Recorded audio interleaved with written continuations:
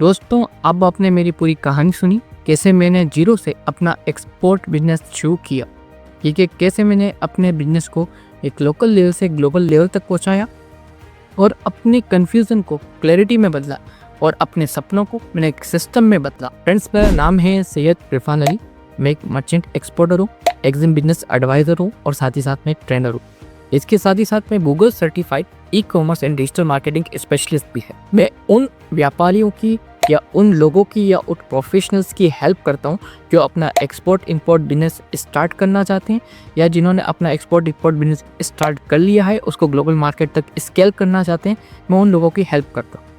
मुझे international trade में 5 सालों का एक्सपीरियंस है, साथ ही साथ में डोमेस्टिक बिजनेस में 15 सालों का एक्सपीरियंस होल्ड करता हूँ और उन्हीं एक्सपीरियंस की बेस पे मैंने 100+ अपने स्टूडेंट्स को इसी एक्सपोर्ट इंपोर्ट बिजनेस के बारे में सिखाया है और उनका पहला शिपमेंट सक्सेसफुली एक्सपोर्ट कराया भी है। मैं आज आपको वो सब प्रैक्टिकल रोड मैप सिखाने और बताने आया हूँ जिससे मैं और मेरे स्टूडेंट्स मिलकर हम उसी प्रोसेस को समझकर एक्सपोर्ट सीखते हैं और एक्सपोर्ट करते हैं।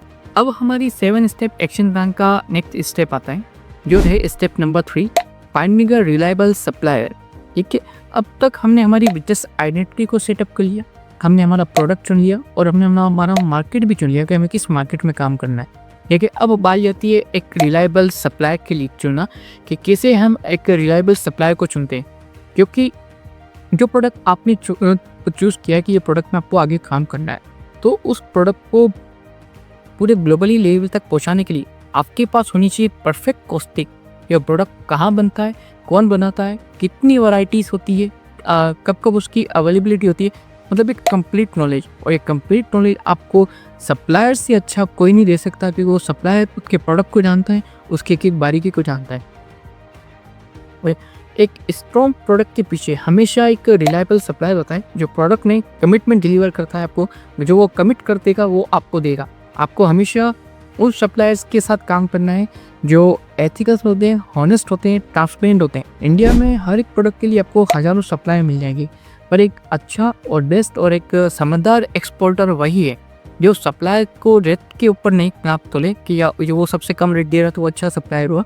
आप वो सप्लायर की ट्रस्ट को देखिए, उसके ट्रांसपेरेंसी को देखिए, उसके बिजनेस को देखिए, देन उसके साथ अपने बिजनेस के टर्म्स को फाइनल करें, वो एक अच्छा एक्सपोर्टर है। क्योंकि अगर आपका सप्लायर जितना अच्छा है, आपके बायर के साथ आपकी कम्युनिकेशन उतनी हो चाहिए। सपोज कीजिए आपने कोई प्रोडक्ट चूज़ किया, आपके पास उसका पेमेंट आ गया, बायर ने आपको पैसा भी डाल दिया, आपने उस सप्लायर के भरोसे आगे कमिट कर दिया बायर को कि इतने टाइम में आपका माल मिल जाएगा। एंड ऑफ द डे हुआ है कि आपका पैसा भी आ गया, बायर ने आप पे तक भी कर लिया, लेकिन अब आपका सप्लायर पीछे हट गया। ऐसा ही एक स्टोरी हमारे लर्नर के साथ भी हुई थी। उन्हें प्याज एक्सपोर्ट करना था दुबई की मार्केट में और उन्होंने सप्लाई को इंडिया माल के थ्रू बात की, फ़ोटोज़ व्हाट्सएप पे चेक किए और उन्होंने ऑर्डर दिया कि ये माल हमें आपको मुंद्रा पॉइंट पर डिलीवर कर दो। ठीक है, हुआ क्या, सप्लायर ने माल तो भेजा, पर जो सप्लायर ने जो 53 mm का जो प्याज चलता है, अनियन चलते हैं, वो नहीं भेज के 49 और 48 mm तक का माल भेजा। हुआ क्या कि जो हमारे एक्सपोर्टर थे जिन्होंने माल मंगाया था, एंड ऑफ द डे उन्हें वो माल यहीं इंडिया की लोकल मंडी में कम रेट्स के अंदर देना पड़ा। पहला उनके साथ सप्लायर ने धोखा किया, सेकंड उनका बायर का जो ट्रस्ट एक दूसरे के ऊपर था वो चला गया और end of the day deal भी इनकी हाथ से चली गई। इसलिए हम हमेशा बोलते हैं कि आपके पास हर एक प्रोडक्ट के लिए कम से कम 3 से 4 सप्लायर होने चाहिए, आपके पास अल्टरनेट रेट्स होने चाहिए और ये सब चीज़ें हम हमारे क्लियर प्रोसेस में, सिस्टम में और कोर्स के अंदर बताते हैं कि कैसे आपको अपने लिए रिलायबल सप्लायर चुनने, क्या उनके पॉइंट्स होते हैं, किन स्ट्रेटजी पे आपके साथ उनका काम करना होता है, कौन कौन सी टर्म्स आपको उनके साथ फाइनलाइज करके उन्हें रखनी चाहिए। ये सब चीज़ें हमारी प्रोसेस के अंदर कम्प्लीटली लर्नर को सिखाते हैं। और लास्ट मंथ हम हमेशा हमारे लर्नर्स को और मैं अपने लर्नर्स को ये बोलता हूँ कि सिर्फ ऑर्डर मत दीजिए, रिलेशनशिप बनाइए, क्योंकि जब सप्लायर और आप एक्सपोर्टर दोनों एक रिदम में काम करेंगे तो बायर, जो आपका बायर, उसको सिर्फ उसका प्रोडक्ट या उसका ऑर्डर डिलीवर नहीं होगा, एक रेपुटेशन डिलीवर होगी आपकी कि आप कितने कमिटेड हैं अपने बिजनेस के लिए। अब सवाल ये नहीं है कि अपॉर्चुनिटी है या नहीं, अब सवाल ये है कि आप रेडी हो या नहीं हो।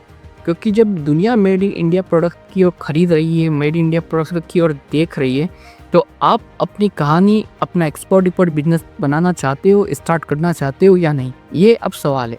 तो जब आप इस मास्टर क्लास में अब यहाँ तक पहुँच चुके हो ठीक है। और अब आपने एक्सपोर्ट इंपोर्ट बिजनेस की अपॉर्चुनिटी को भी देख लिया कि कितनी बड़ा स्कोप, कितनी बड़ी अपॉर्चुनिटी आपके लिए वेट कर रही है। तो अब टाइम है एक्सपोर्ट इंपोर्ट बिजनेस स्टार्ट करने का। तो एक बार फिर चैट बॉक्स और कमेंट बॉक्स में आप लिख के बताएं माय एक्सपोर्ट टाइम 2026। मैं हूं सैयद इरफान अली।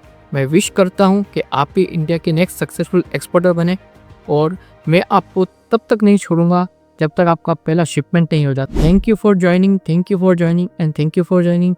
मिलते हैं कोर्स के अंदर एक नई मेमोरी के साथ, एक नई वाइब के साथ, एक नई एनर्जी के साथ। मैं आपका वेट कर रहा हूँ कोर्स के अंदर। Thank you and thank you.